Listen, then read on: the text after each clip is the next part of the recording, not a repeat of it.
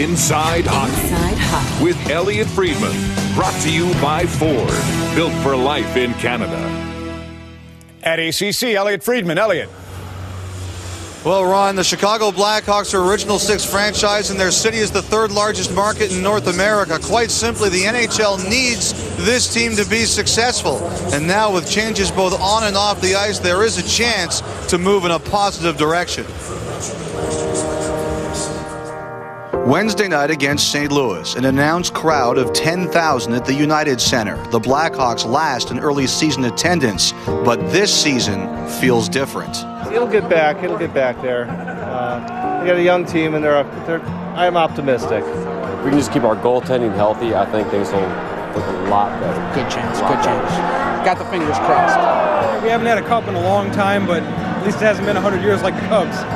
Jonathan Toews moving in. What a look!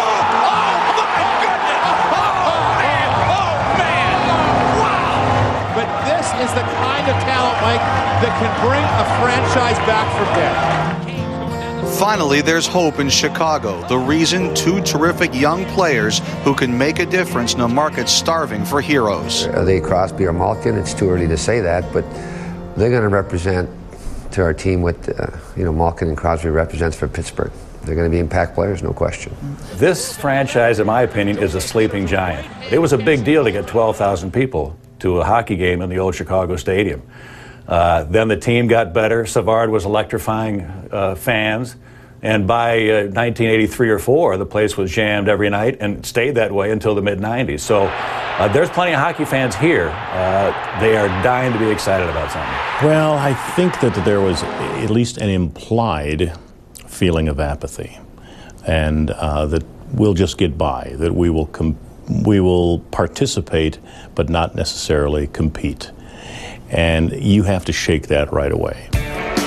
Messmer and Foley were the team's two biggest off-ice personalities. Now both are part of the AHL's Chicago Wolves. Since 2001, the Blackhawks have never finished better than 23rd in attendance, while the Wolves, with 3 championships in the last decade, have scooped up frustrated fans in the city. But their management knows the NHL team needs to thrive.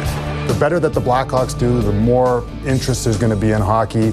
The better that we do, there's going to be more interest in hockey, and that's just a fact. If the Blackhawks are on page 2 because they're the National Hockey League team, and we're on page 3, that's better than Blackhawks being on page 8 and us being on page 9. Just across the street from the United Center stands this sculpture. Dedicated in October of 2000, it recognizes the first 75 years of Blackhawks history. But it was on that night that one longtime member of the organization recognized what had gone wrong. And it was a wonderful night. The building is full.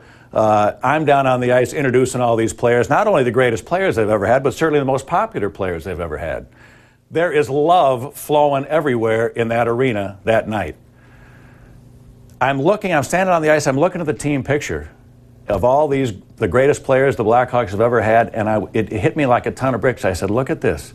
Nobody finished their career here. There were 3 guys, Tony Esposito, Stan Mikita, and Keith Magnuson, that finished their whole career with the Chicago Blackhawks. Management is sensitive to criticism of the late Bill Wirtz, but son Rocky, now in charge, appears to be more aggressive. They've been criticized for years for not televising home games, but negotiations are underway to change that. And with Bob Pulford removed from hockey operations, Dale Tallon is firmly in charge. Perceptions out there over the years that we didn't spend money and didn't do this and do that. We want to change those perceptions, and we want to be aggressive and active and get the best players to come to Chicago. We want to let everybody know in the league that this is the place to be. It's a great city. We're going to build a great organization here, and we're going to win. That means no longer trading homegrown players, but signing their new centerpieces long-term and adding a key free agent or 2 in support. Who's brought stripes and bright stars? Chicago used to be alive for hockey. With a well-run organization, it can happen again. I'd love to see it. I'd be there cheering. They're there. They're just waiting for us to do it, and I'm excited about it, and I know we're going to do it. I really believe that we're going to fill that building and going to have it rocking again.